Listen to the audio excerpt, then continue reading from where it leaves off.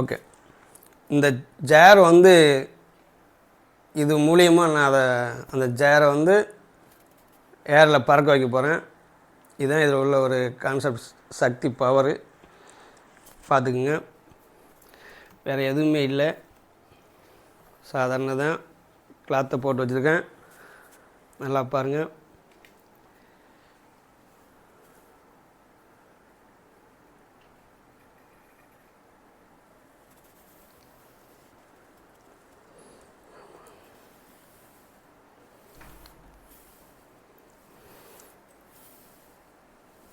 நல்லா பாருங்கள்.